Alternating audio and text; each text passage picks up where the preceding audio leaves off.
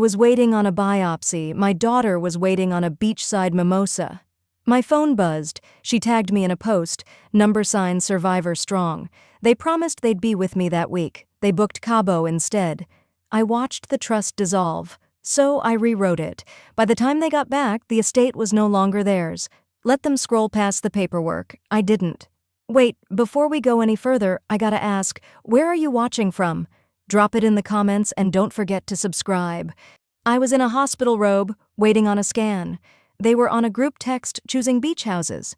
Margaret sat quietly on the edge of the padded exam table, her back stiff against the metallic chill seeping through the paper sheet beneath her. The hospital gown clung awkwardly to her shoulders, made of a material so thin it barely qualified as fabric. Her feet dangled above the floor, toes pressing rhythmically into the step-stool below, an old habit she didn't realize had returned until the silence in the room magnified it. The overhead lights buzzed faintly, casting a sterile glow on the pale blue walls and laminated pamphlets about recurrence, chemotherapy side effects, and support groups she had no intention of joining. It was her annual scan, a routine appointment. At least that's how the nurse had framed it. But routine didn't mean meaningless. Not when you'd already fought once. Not when you knew how the ground could shift beneath your feet with one phone call. She glanced at the digital clock on the wall. 18 minutes past her scheduled time. The longer the wait, the louder the thoughts became. She picked up her phone from the chair beside her and tapped it open without thinking. A string of new messages lit up the screen. It was the family group chat, Sarah, her daughter, and Nathan, her son, alongside their spouses. She expected a check-in, a simple, "Thinking of you today, Mom." Something light but thoughtful. Instead, her eyes caught emojis, palm trees, and screenshots of flight confirmations. Sarah, "Cabo flights are cheapest if we fly out the 12th. Nathan, "That works for us. We're in. Pool house, right?" Sarah again, "LOL, yeah, as long as Mom doesn't need anything that week." That last line landed like a thud in Margaret's chest. Her thumb hovered above the screen, rereading it, hoping she had misunderstood the tone, that maybe there was an inside joke she wasn't catching. But there wasn't. It was clear. The trip they were planning was for the exact week she had asked them to be here, by her side, just in case the scan brought news neither of them had wanted to consider. She scrolled further. A meme about margaritas, a reel of someone getting a beachside massage. Still no personal message, no direct check-in, no "how are you holding up?" Her body felt heavy under the fluorescent light. The drafty gown barely covered her thighs, and her fingers instinctively pulled at its edges, more for comfort than modesty. Just then, the phone buzzed with a voicemail notification. It had come in while she was changing earlier. She hesitated before pressing play. Sarah's voice filled the small room, chipper and unbothered. "Hey, Mom! Just wanted to say don't stress, okay? We went ahead and booked Cabo. The doctor's stuff can wait. You said yourself you were doing fine, remember? This week just worked better for all of us. Promise we'll do something together when we're back." There was a pause. Margaret waited, foolishly, for something more. "Call me after, or let me know how it goes." But the message ended there. The phone slipped slightly in her hand, and she took a breath, slow and steady, reminding herself not to cry in a gown. The knock on the door was gentle. A nurse peeked in, her expression polite, practiced. "Margaret? The radiologist is just reviewing everything. Shouldn't be too much longer. Is there someone you'd like us to call for the results discussion?" Margaret met her eyes for a second, then turned to look out the window at nothing. "They're already booked," she said quietly. The door clicked shut again. She was alone. From the bottom of her tote, nestled under her scarf and a small snack bar she had no appetite for, she pulled out a navy leather binder. It was creased at the edges, worn but cared for. Inside were documents most people preferred not to think about until it was too late: advance directives, power of attorney, and a living trust she and James had put together after her first remission. James had died 5 years ago. Car accident. He had been the planner, the one who created spreadsheets for vacations and kept a running inventory of their household accounts. After he was gone, Margaret had taken over that role out of necessity.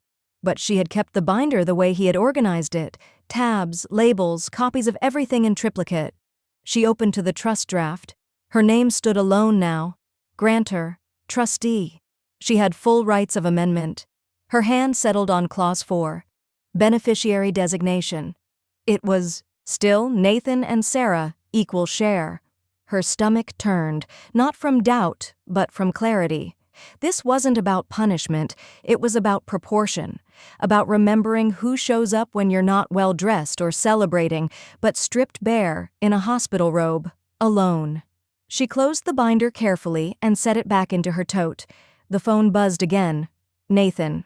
"Oh, BTW? What did the doc say?" Margaret didn't answer, but she'd already started planning hers. Margaret opens her estate binder and slides out the living trust draft. They acted like cancer was a calendar glitch. It wasn't the diagnosis that first made Margaret feel invisible. It was the way her children, her only children, treated the news like a scheduling issue, like something to be managed between client meetings, birthday brunches, and yoga retreats. When she was first diagnosed 4 years ago, Sarah had sent peonies with a post-it note that read, "Stay strong," and Nathan had called once, awkwardly, offering to help coordinate a meal train, though one never came. What she remembered most, though, wasn't what they said. It was how fast they moved on. 2 weeks after her first chemo session, Sarah had posted a wine selfie with the caption, "Celebrating life, even when it gets hard." Margaret had stared at that caption for a full minute, the port still fresh in her chest, wondering whose life exactly was being toasted. Now, seated in her den with the overcast light of early evening pushing through gauzy curtains, Margaret unfolded a familiar sheet of paper. The top corner bore James's handwriting, firm and methodical. Will, updated, 2007. Her late husband had believed in preparedness, in faith, and perhaps most naively, in continuity. On the second page, in his lawyer's formal language, was the phrase that suddenly sounded like a cosmic joke: "We trust our children will honor the intent of this estate, guided by love, duty, and presence." Presence. The one thing that had gone completely missing. She closed the will gently, placed it back inside its folder, and reached for her phone. The contact was still saved under Camille. Estate law. Margaret typed without ceremony. "Is the current beneficiary list locked or flexible?" The reply came just a few minutes later. Camille had always been swift and direct. "With your health power of attorney and revocable trust? You hold the pen." Margaret stared at that last sentence. It wasn't just a legal truth, it was a personal reckoning. She held the pen that could sign over a future or redirect it. The pen her children had assumed would be theirs to guide when convenient. She got up slowly, her joints stiff from sitting too long, and padded across the house in her slippers. James's old office was just as he left it, organized, unpretentious, a wood-paneled desk under a shelf of World War II biographies and framed family photos. There was one of all 4 of them, taken when Sarah still wore braces, and Nathan was barely tall enough to stand between them. Margaret paused in front of it, tilting her head, searching for any warning sign in their expressions. She didn't find one. She opened the filing cabinet in the corner and pulled out a labeled binder, its red tab already marked in pen, "Contingency, in case of coldness." James had made a joke about it once, saying, "If they ever treat you like you're already gone, that's the drawer to open." She never imagined she'd need to. Back in the living room, she laid the binder across her lap and flipped past the table of contents. Beneath laminated copies of power of attorney, advance directives, and bank account authorizations, there it was, a typed draft titled "Alternate Beneficiaries, Compassion-Based Designation." The names on the first line didn't belong to her children. They belonged to people who had shown up without being asked. Jeanette, her former neighbor who brought soup and shoveled snow when she couldn't lift her arms. Marisol, the oncology nurse who once sat beside her for 20 minutes past shift change, just so Margaret wouldn't have to wait for her IV bag to finish alone. The ones who showed love without a countdown or a clause. She took a pen from the drawer, a simple ballpoint. Her hand hovered above the blank field marked "Last Amended By," but didn't sign, not yet. Instead, she closed the binder, ran her fingers over the leather cover, and whispered to herself, not bitter, not angry, just resigned. "They act like my body is a speed bump in their schedule," she murmured. "Let's see how they react to a detour." Margaret opens her folder titled, Contingency, in case of coldness. "They posted poolside. I printed power of execution forms." Margaret hadn't even finished setting her morning tea on the table when her phone buzzed again. She glanced at the screen, expecting a text from Camille or maybe an appointment reminder, but it was a social media notification, one she almost didn't open. She tapped the Instagram icon anyway. The story was recent. Fresh sunlight, perfectly filtered.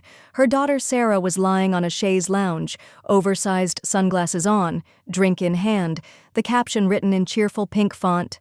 "Mom's good, y'all. Haas survivor strong, us tequila first." There were 5 short video clips in the carousel.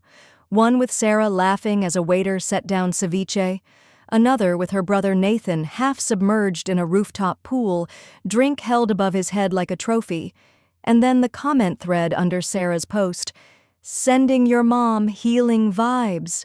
Hope the scans went well." And then Nathan's own reply, "As long as she doesn't sign anything without us."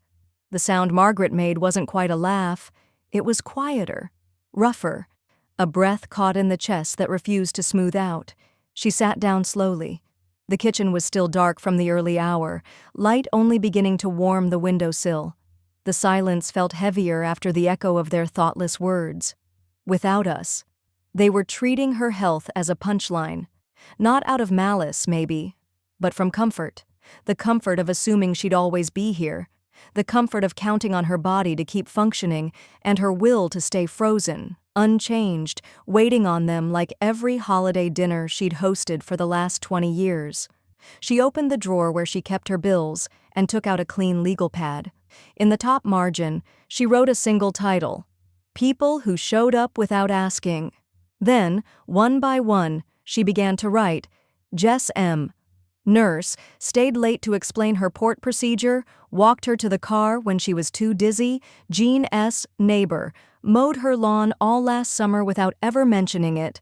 Reverend Bailey offered rides to appointments, left prayer cards and checked in every Thursday. Miriam and Bill, from James's Veterans Group, brought meals and repaired the loose gutter in the rain.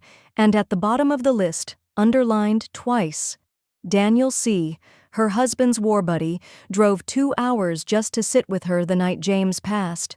No words, just presence. She stared at the names. These weren't people who would ever call her dramatic. They weren't people who'd respond to a trust document with emojis or joke about inheritance from a lounge chair.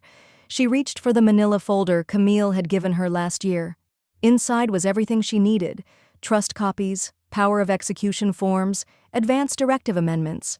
She'd always kept it up to date, but never really considered changing its bones. Until now.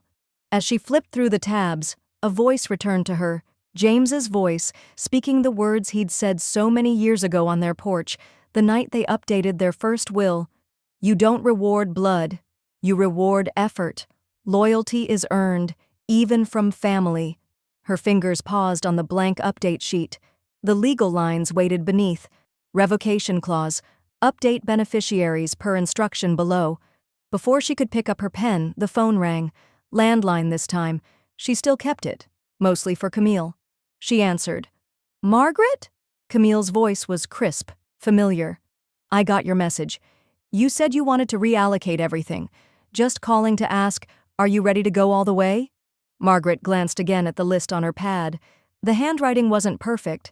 Some names slanted more than others, but each one represented a presence, a choice, a relationship earned, not assumed. She didn't answer Camille yet. She let the silence linger a second longer, let it ask the question again, deeper this time. Was she ready to go all the way? Her hand moved toward the pen.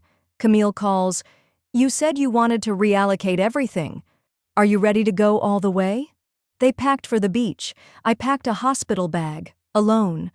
The scan room smelled faintly of antiseptic and lemon-scented floor wax, a strange combination that clung to Margaret's nostrils as she sat still beneath the low hum of fluorescent lights. The nurse had told her it would only take 20 minutes. That had been almost 45 ago. She adjusted the edge of the hospital gown draped awkwardly over her shoulders and glanced at the one thing keeping her company, her tote bag half-zipped, revealing a paperback novel she hadn't been able to focus on, her water bottle, and a small zippered pouch with James's wedding band tucked safely inside. Her hands itched to reach for her phone, but she knew what she would see, and what she wouldn't. Still, temptation won. She opened Instagram. There they were. A new photo. Sarah perched on a stone massage table in a white robe, captioned, "Deserved this, booked the couple's hot stone package before anyone else could. Nur reset, were rest, rejuvenate."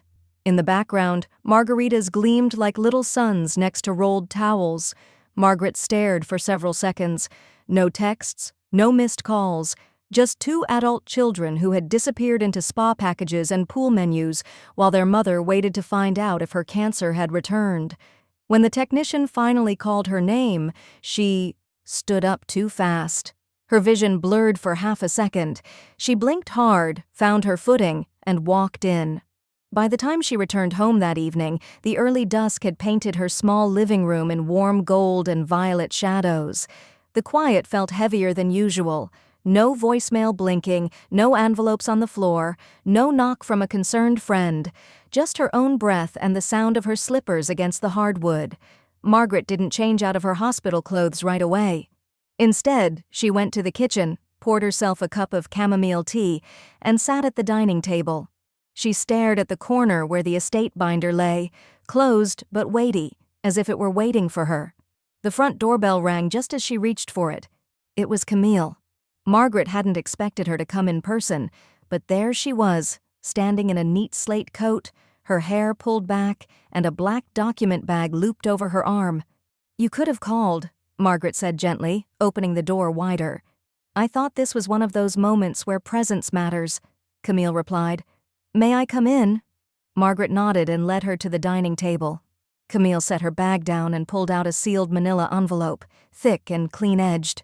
"I filed the drafts, but I wanted to confirm something face-to-face before we finalize. Are you sure about making this permanent?" Margaret didn't answer immediately. Instead, she got up, walked to her bookshelf, and pulled out her medical folder. Thin, nearly translucent from how few papers were in it. She placed it beside the folder Camille had brought. "One holds every appointment and scan I've gone through in the past year," she said quietly. "The other contains every detail about what happens when I die." Camille stayed silent, letting the weight of those words settle. Margaret looked up at her, eyes clearer than they had been in days. "I'm done planning for people who treat me like paperwork." A long pause, the kind that confirms decisions and seals doors. Camille nodded once, reached into her bag, and pulled out a hardbound packet. She placed it on the table, rotated it toward Margaret, and said, "Then this is yours." Bold black letters stared up at her. "Beneficiary transfer execution, notarized and witnessed." Camille places a notarized packet on the table titled, "Beneficiary transfer execution." They scheduled a beachside brunch. I scheduled a full handoff. The notary slid the folder toward Margaret with the solemnity of a judge passing down a sentence. The morning light filtered through the lace curtains, throwing soft, uneven patterns across the table where the final documents waited, unsigned, but already inevitable. Margaret's hand hovered over the pen for a moment. The silence in the room wasn't empty. It was sacred. Camille sat beside her, not speaking, not pushing, simply present. On the edge of the table rested Margaret's phone, turned face down. She hadn't touched it in over an hour. If her children had texted, if they'd remembered, if they'd changed, it would have buzzed by now. But it hadn't. With one breath, Margaret picked up the pen and signed the first page. Then the second, and the third. Each signature felt like a closing door, but not a cruel one, not even a bitter one, just final. Like choosing which lights to leave on before walking out of a house for the last time. Camille slid the sealed envelope back into her briefcase and clicked it shut. 70% to the Cancer Recovery Network, she confirmed, her voice low but steady.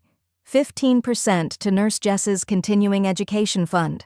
15% to the McCready Trust for Mia, your husband's best friend's daughter.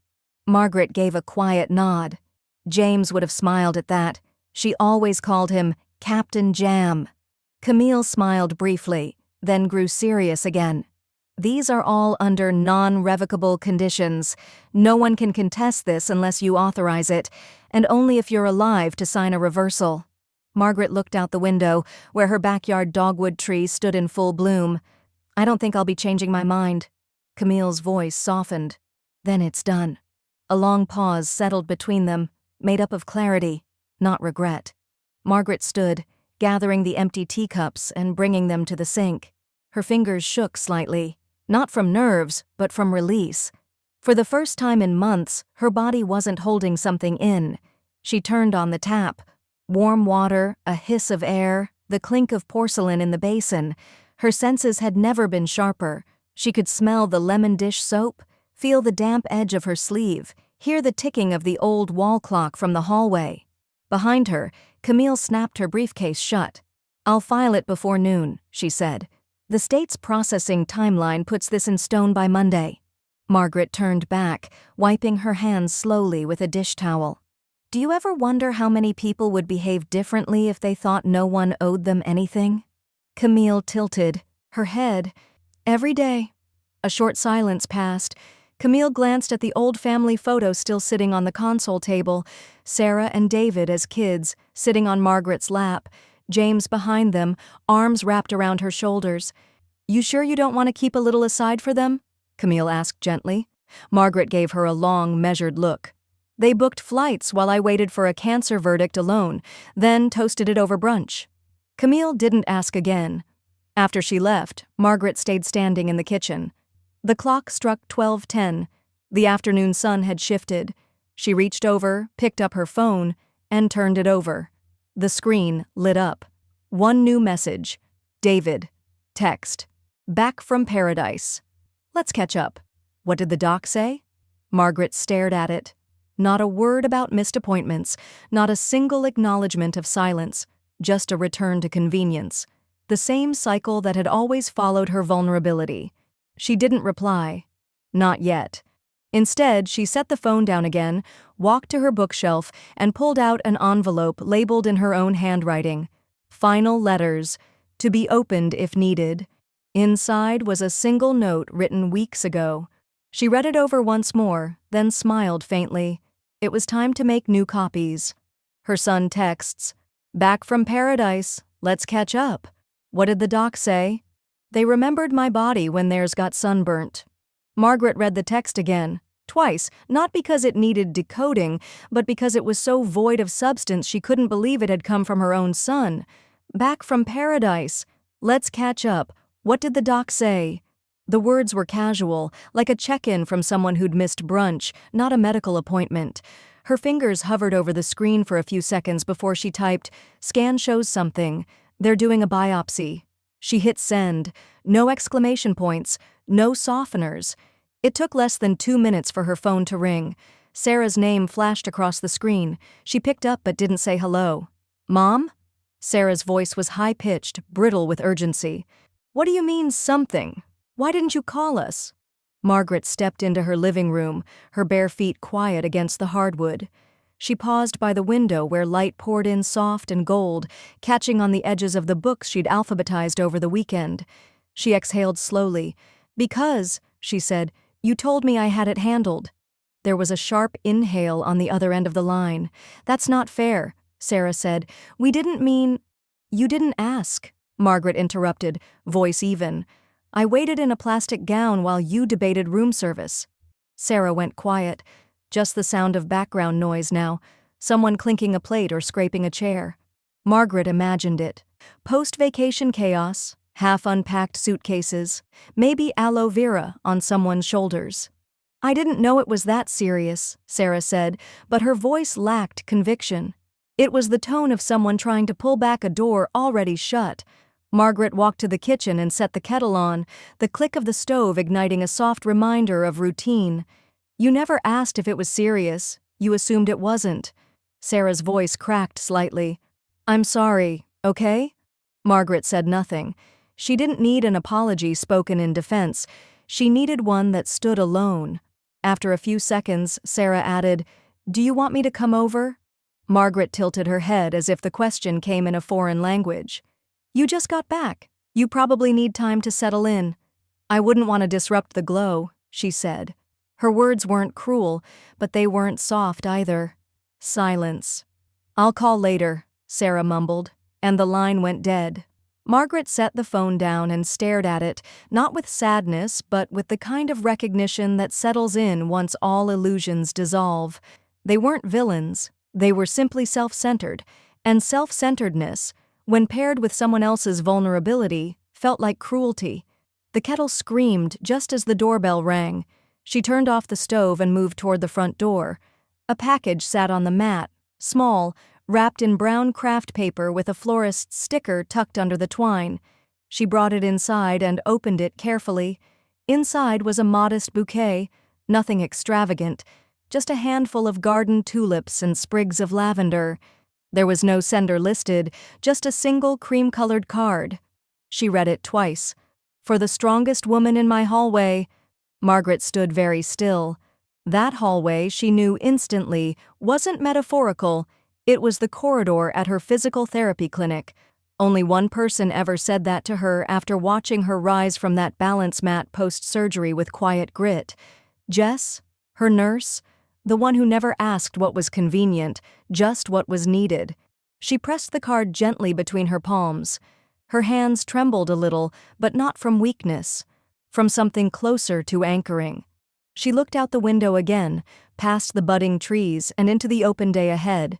There were still names to remember, still names worth writing down. Margaret receives flowers from her physical therapist. No name, just a card. For the strongest woman in my hallway. They missed my scan, but had opinions on my anger.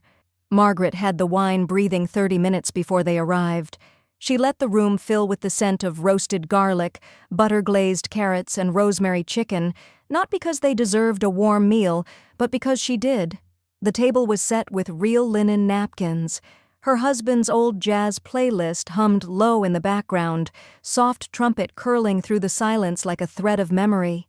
Her daughter Sarah arrived first, swinging her designer tote onto the back of a chair and smoothing her blazer like she was prepping for a performance. Her son, Ryan, followed minutes later, still in his business casual work shirt, phone in hand, thumb scrolling until he noticed the food. "Smells amazing, Mom," he said, as if nothing was wrong. As if nothing had been. Sarah poured herself a glass of wine without asking. "You didn't have to go all out." "I didn't," Margaret said quietly, taking her seat. "I just cooked dinner. Something I used to do when you were children." That landed like a pebble in a shallow pond. Soft splash, then ripples of discomfort neither of them acknowledged. Halfway through the meal, the tension started to curl up from under the table like steam. Margaret didn't force it. She let it rise. After dessert, lemon tart, cut clean and cold from the fridge, she folded her napkin, set it beside her plate, and spoke. "I want to say something." Just once, without being corrected, interrupted, or dismissed. Her children froze, forks midway to mouths, unsure whether to brace or smile. "I'm tired," she began. Not from illness, from being treated like a box to check, like an obligation squeezed between your meetings and massages. Ryan sat back. "Mom, come on." "I'm not finished," she said sharply, then softer. "You missed my scan. You missed it again. You missed me again." Sarah exhaled loudly. "You're acting like we don't care. That's not fair. We didn't think it was urgent." "You didn't ask," Margaret cut in. Her voice didn't tremble. It struck. Sarah's face shifted from casual to cornered. "You're making this really heavy." Ryan nodded. "You always do this. Everything becomes a huge emotional deal." Margaret picked up her wine glass and held it for a long moment, watching the way the light caught the edge of the rim. "Do you know what's funny?" she said. "You both treat emotion like it's a fire hazard. but I'm the one who sat alone waiting to find out if my cancer was back. Ryan squirmed. It's not like that. It is, Margaret said. It always has been. Your version of support is transactional. You show up when it's convenient, when there's something you can hold or share or tag, not when it's silent or messy or inconvenient. Sarah crossed her arms. So what? Are we not allowed to live our lives now? You are, Margaret said. You just don't get to live them while assuming access to mine. That landed harder than anything before. Even the jazz seemed to pull back into the corners. They both stared at her, like they were seeing her shape, but not her meaning. Mom, you're overreacting, Ryan said. Let's not turn this into some inheritance drama.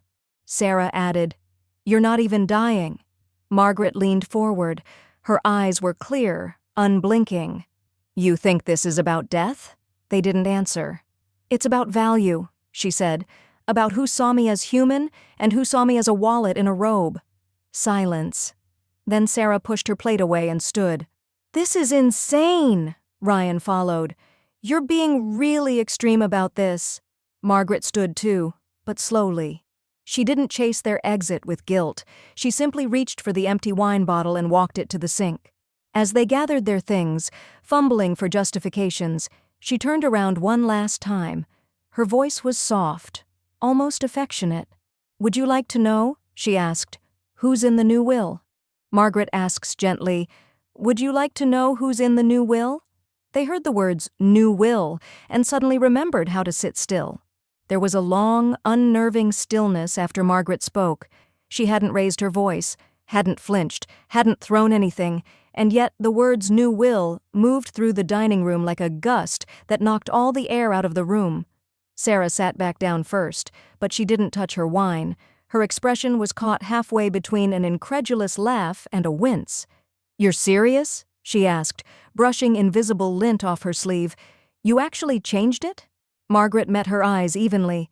I told you I was tired of being overlooked, of being loved on a schedule.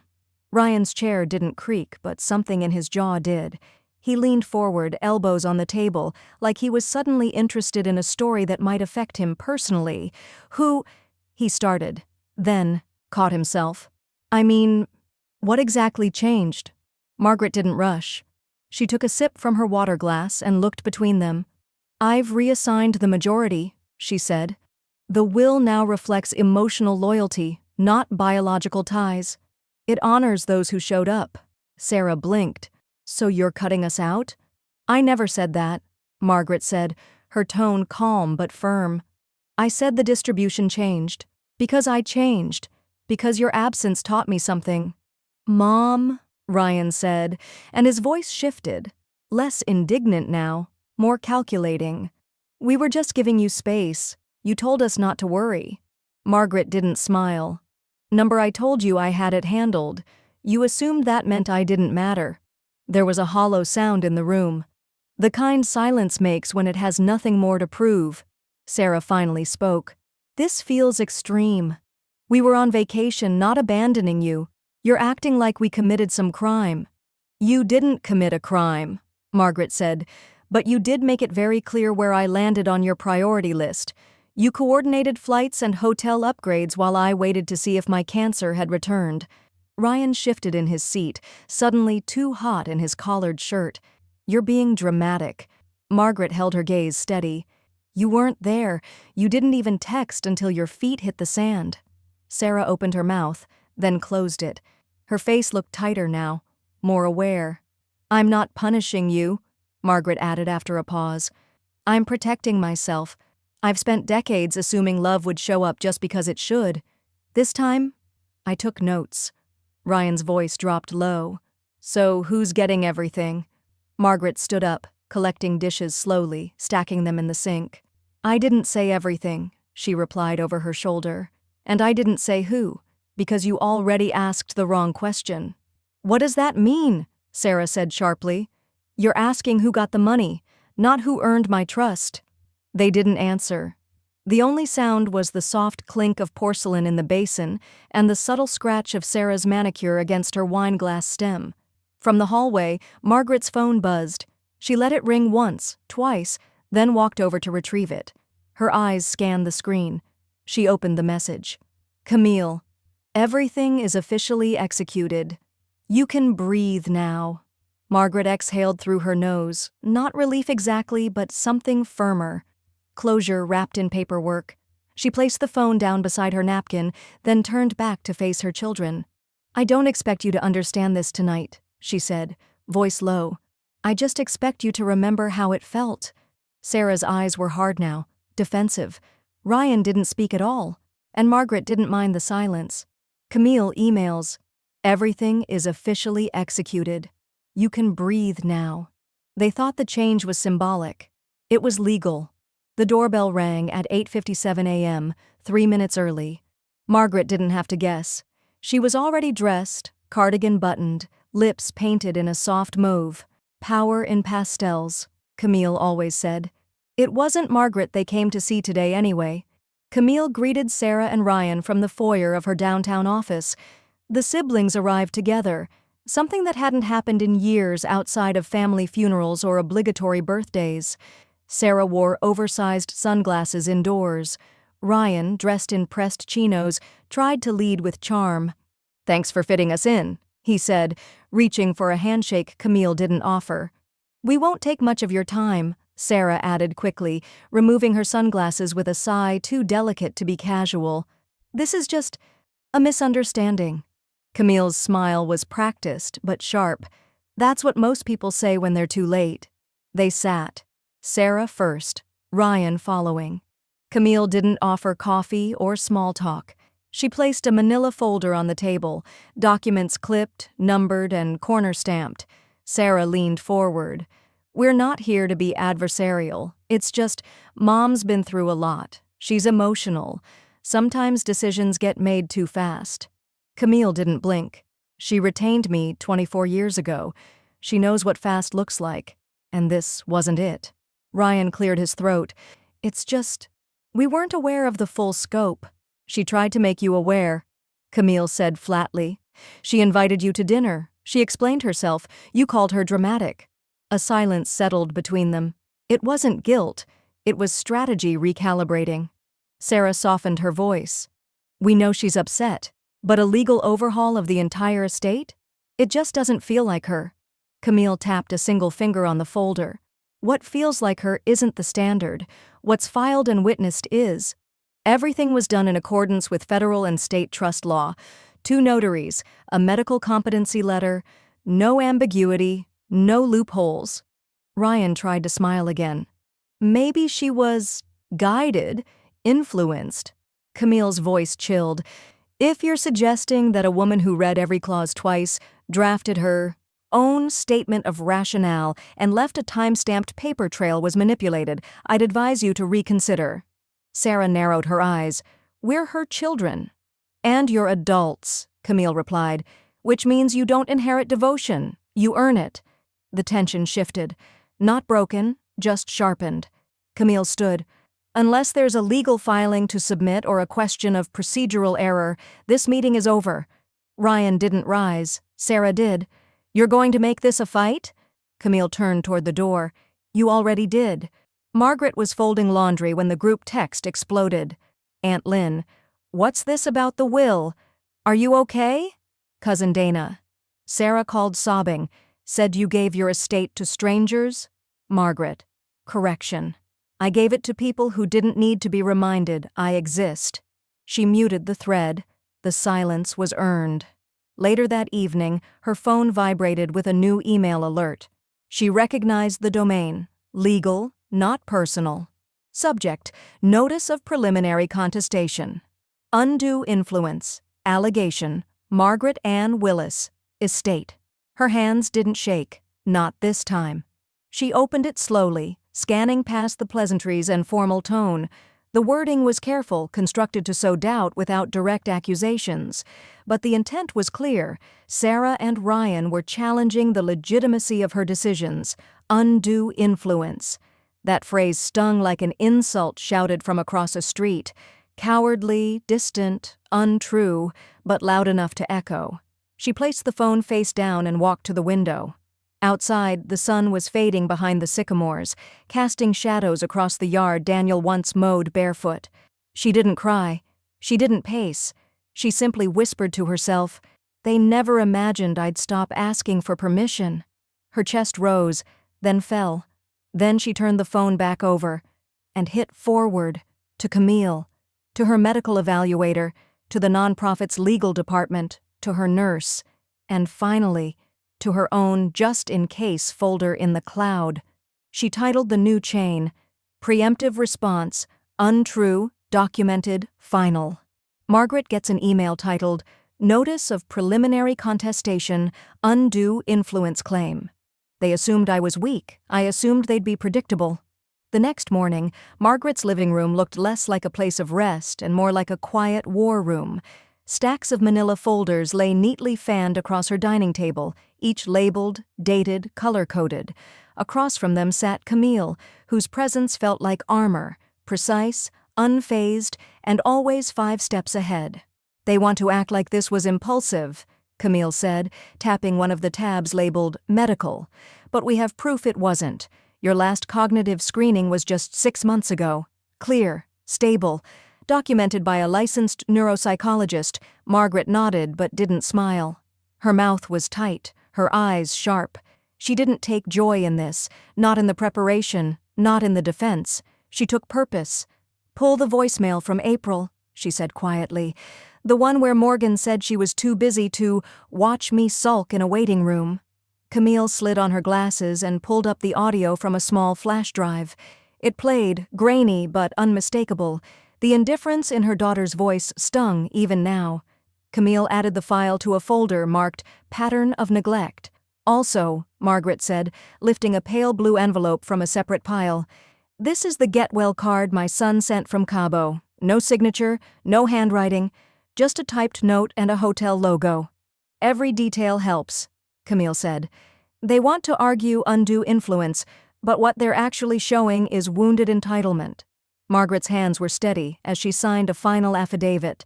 She felt each pen stroke press into her skin like a seal of memory, one she had earned the hard way. "They never asked to read the new will," she said after a long pause. "They just assumed they were still in it." Across town, the consequences were beginning to unravel. Margaret didn't have to tell anyone what had happened. Word had a way of leaking from legal filings like dye into water. Her son's name came up at his workplace, small conversations in elevators, sidelong glances at meetings. One colleague forwarded Margaret a screenshot of a Slack thread where someone asked, "Isn't that the guy suing his mother over money?" Nothing formal, just slow reputational erosion, the kind that stains in silence. Morgan fared no better. A friend from her yoga group reached out to Margaret, awkwardly, hesitantly. "I just wanted to say, I didn't know the full story. I'm so sorry." Margaret responded politely, but said nothing more. She had no interest in crafting counter-narratives. The truth spoke well enough for itself. That evening, Margaret sat alone in her sunroom with a cup of chamomile tea cooling at her side. The windows were fogged slightly from the day's rain, the soft sound of dripping leaves tapping the glass in an irregular rhythm. Outside, dusk blurred the line between tree branches and sky. Her phone buzzed on the side table. Voicemail. She waited a moment before checking it, long enough to let the anticipation slip away. Then she played it. "Mom, it's me. Can we talk? Just us? Without Camille? Without lawyers? Just talk." Morgan's voice wavered, unsure, stretched thin like the silence between guilt and apology. Margaret didn't delete the message, but she didn't respond either. Not yet. Not while the paperwork still sat warm in her hands. Not while the wound still pulsed with a truth they'd buried under margaritas and hashtags. Margaret folds the voicemail transcript, tucks it into her memory file, and whispers to the quiet room, "Now they want to speak. Pity they never listened. They wanted reconciliation. I wanted acknowledgement." The kitchen smelled of bergamot and fresh lemon zest. Margaret had lit a candle, not out of courtesy, but because the flickering flame reminded her she was still capable of peace, even in the company of people who mistook kindness for weakness. She poured the tea carefully into the china cups, the ones with the cobalt trim her husband always called too pretty to use. Today they felt appropriate, necessary even. Morgan arrived on time for once. No dramatic entrance, no emotional apology, just a neutral hug and a compliment about the tablecloth, as if they were simply estranged co-workers meeting for mediation. They sat across from each other. The silence felt padded, as if both women were walking on emotional eggshells. Margaret didn't offer sugar. Morgan didn't ask for any. "I've been thinking," Morgan began, hands wrapped too tightly around the cup, "about the documents, the trust, everything." Margaret raised one eyebrow gently. "Have you?" "Yes." Morgan cleared her throat. "And I just think, maybe we rushed into all this. I know emotions were high. You weren't feeling well. You felt alone." "I was alone," Margaret said quietly. "That part wasn't emotional. It was factual." Morgan blinked, then shifted. "Well, maybe we could just revisit some of the more intense changes. Not everything. Just the most painful parts. I mean, that's not who we are, right?" Margaret studied her daughter.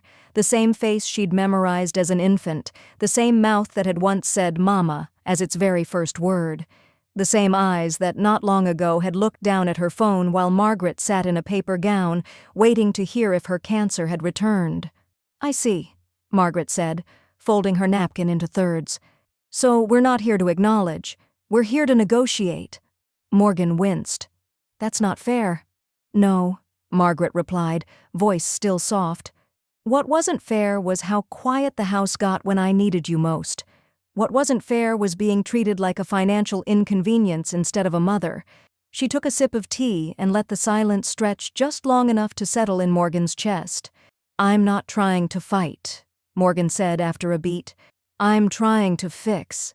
"You're trying to recover," Margaret said, "but only what you think you lost. You're still not listening." Morgan flinched slightly, and Margaret knew that for her daughter, even this conversation was being filed under emotional labor, that no matter how calm Margaret stayed, no matter how exact her words, they would always be too much. "I spoke to Dad a few months before he passed," Margaret said, her voice suddenly distant. "He told me, some people learn through fire, others only burn others. I wasn't sure then which one you'd be." Morgan's mouth opened, but nothing came out. "I think I know now," Margaret said, "and I think you do too." She stood, not dramatically, not coldly, just with the quiet resolve of someone who had finally, after years of making space for other people's needs, decided to reclaim her own. "I'm not undoing anything," she added. "Not because I want to punish you, but because protecting what remains of my time and my dignity is not an act of cruelty, it's an act of clarity." Morgan stood too, but slower. She looked lost, like someone searching for a door in a house she used to know by heart. "I wish you'd told me sooner how much this hurt," Morgan said quietly. "I did," Margaret said. "You just weren't listening." Morgan left without another word. The door clicked softly shut. Margaret sat back down and let the silence have the room. It was the kind of silence she now welcomed, not absence, but calm, not loneliness, but reprieve. The phone rang. A strange, clinical number flashed on the screen. She stared at it for a long moment. Her hands didn't shake, her breath didn't catch. She pressed "Answer." A doctor's voice came through, steady but grave. "Margaret, we have your biopsy results. Can you talk now?" It wasn't benign, but neither was their behavior. The doctor's voice was steady. Too steady. Margaret had always found that more unsettling than trembling hands or hesitant pauses. Calm meant certainty, and certainty, when it came to scans and pathology reports, was rarely kind. "It's my recurrence," he said gently, as if the softness of his tone could dilute the meaning. "Early stage. Localized. We caught it soon. Radiation and targeted therapy should be effective." She blinked once, then nodded, though no one could see her. "Okay," she said, her voice clean, undistorted. "How soon can we start?" "Within the week, if you're ready." Margaret thanked him, ended the call, and let the silence hum through her like low-frequency static. But this time, it wasn't dread that bloomed inside her chest. It was something colder, quieter, more focused. Not fear, resolution. She rose from the kitchen table, her hand brushing the linen runner she'd kept from her wedding registry, the same one Daniel used to joke was too formal for toast. As she walked, the floors creaked beneath her bare feet, each groan of wood echoing the weight of decades she had lived here, loved here, healed here. Alone, often, but never without purpose. In the hallway, she paused beside the built-in bookshelf. One frame stood out, a picture of the kids on their 10th and 12th birthdays, frosting smeared across cheeks, her hand barely visible on the edge of the shot, holding them steady, cropped in spirit, if not in frame. She ran a thumb along the glass, then moved on. In her office, she sat down at the corner desk, old mahogany, Daniel's last anniversary gift. She unlocked her phone, opened her medical contacts folder, and hovered over the list. Morgan, Will, both still listed as ICE, in case of emergency.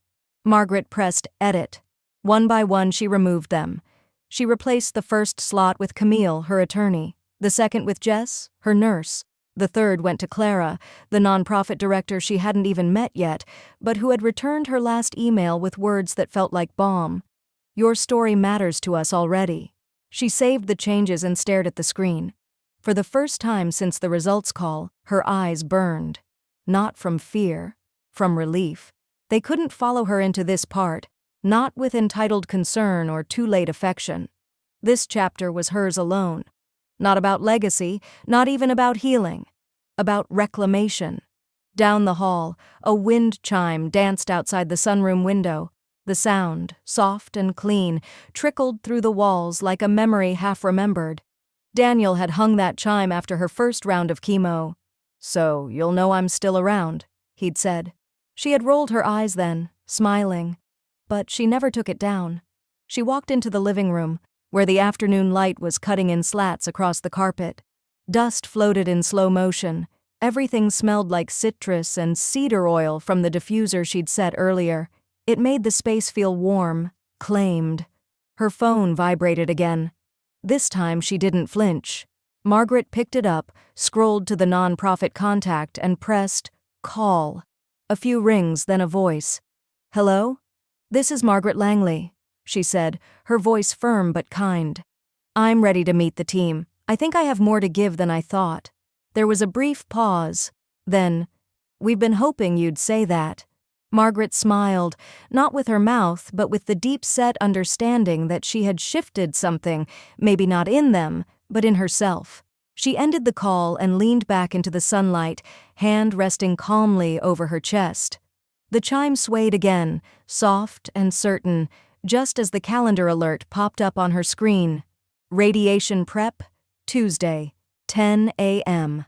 The pen felt heavier than usual in her hand, not physically, but in memory. It was the same pen Daniel had used to sign their first joint will, back when they were still arguing about whether to buy a second-hand SUV or a new dishwasher. They'd compromised and bought neither, just laughed, sat on the kitchen floor, and made grilled cheese while their old faucet sputtered. Now, that pen sat poised above a page titled Legacy Allocation, Final Authorization. The nonprofit's legal coordinator, a soft-spoken man named Elijah, gestured gently. "Whenever you're ready, Mrs. Langley. No pressure at all." Margaret looked up at him, then around the modest office. It smelled of clean paper and lemon polish, a crispness that made her feel alert. Outside the window, a few volunteers were planting tulips near the walkway, spring blooms against soil still damp from yesterday's rain. She took a breath, slow and deliberate. Then she signed her name. "There it is," Elijah said, exhaling as if he'd been holding the weight with her. "You've just changed a lot of lives." Margaret nodded but didn't speak right away. Her fingers lingered on the paper, as if imprinting more than just her signature. She glanced down at the line with Daniel's name, the memorial grant now fully funded in his honor. The Daniel Langley Endowment for Survivorship and Advocacy. "Will his name be printed anywhere?" she asked, her voice low but certain. Elijah smiled. On every scholarship acceptance letter, and on the plaque in the lobby once renovations are complete. She closed her eyes for a moment. 1,000 images rose up, Daniel sitting with her through chemo, driving home in silence except for the crackle of the radio, making dumb puns just to make her laugh through the nausea. "You'd be proud of this," she murmured. A soft knock on the door made her turn. Jess, her nurse, stepped in holding 2 coffees and a small wrapped box. "Sorry," she whispered to Elijah. "She's family now." Elijah smiled and stepped out, leaving them alone. Jess set the coffees down and handed Margaret the box. "It's from all of us on the 4th floor," she said. "Open it later, preferably with a drink in hand." Margaret gave a small laugh. "I didn't even tell them I was doing this yet." "You didn't have to," Jess replied, sitting beside her. "We know when someone's letting go of something heavy." There was a moment of quiet between them. Not awkward silence. Earned silence. Companionable. Then Jess leaned over and hugged her. No words, just warmth, breath, and gratitude exchanged in silence. When they pulled apart, Margaret reached into her bag and took out a smaller envelope. "This is for you." Jess furrowed her brow. "What?" Margaret placed it in her hands. "A tuition fund. For your nurse practitioner certification. It's already in your name. No strings." Jess blinked, mouth opening, then closing again. "Margaret, I don't even know what to say." "Then don't," Margaret said, smiling. "Just promise to keep being the person who shows up." A long pause. Then Jess nodded, eyes glistening. On the ride home, Margaret sat in the back of the car Camille had arranged. No music, just the rhythmic click of the turn signal, the hum of the engine, the feeling of pages turning even as the wheels rolled forward. As they turned onto her street, her phone buzzed. "Camille." Margaret opened the message and read, "One last form to sign. Then it's sealed, forever." She stared at it for a moment, then typed back, "I'll come in first thing tomorrow." She didn't need the night to think it over. She'd done her morning. This was legacy, not loss. But still, as the car slowed in front of her house, she glanced toward the mailbox. It was full, probably bank flyers and local coupons. She opened the car door, stepped into the evening air, and let the spring wind brush against her skin. Inside the box, nestled among junk mail, was a pale blue envelope with her son's handwriting on the front. No stamp, just hand-delivered. She held it, unread, as she stepped through her front door. Margaret sets the envelope on the counter, unopened, and places Camille's final document beside it. Only one would be touched tomorrow. They thought there'd be time. I gave that time to others. Margaret sat at her kitchen table, the sun not quite fully risen, but already casting pale light across the wood grain.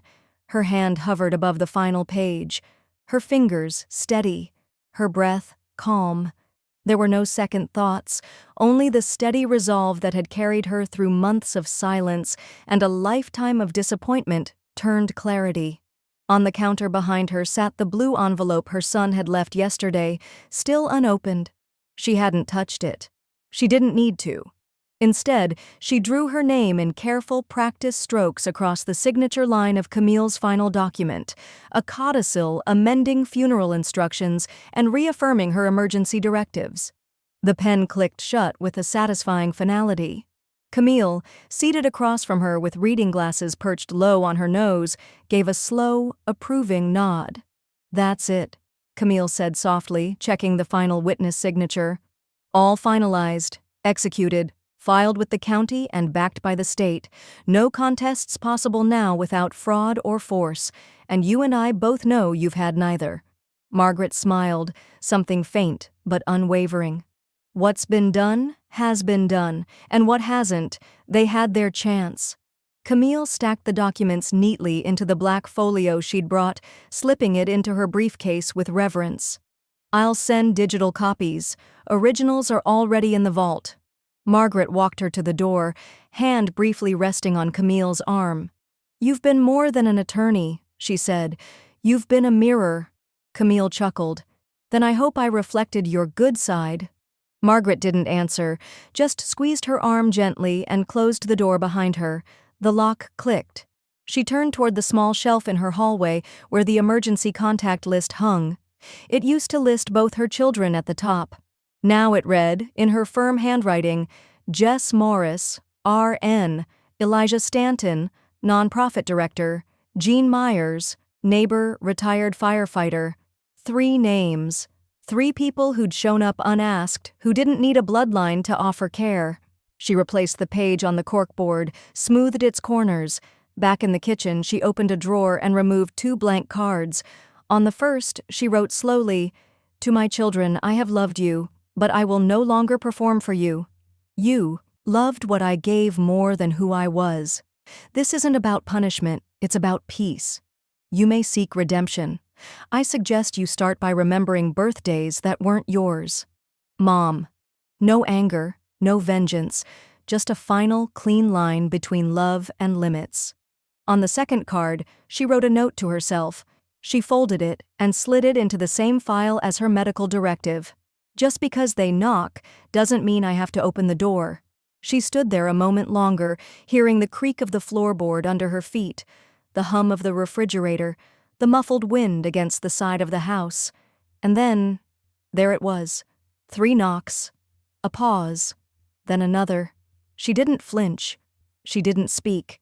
She just turned and walked into her living room, where the framed photo of her and Daniel sat on the mantel.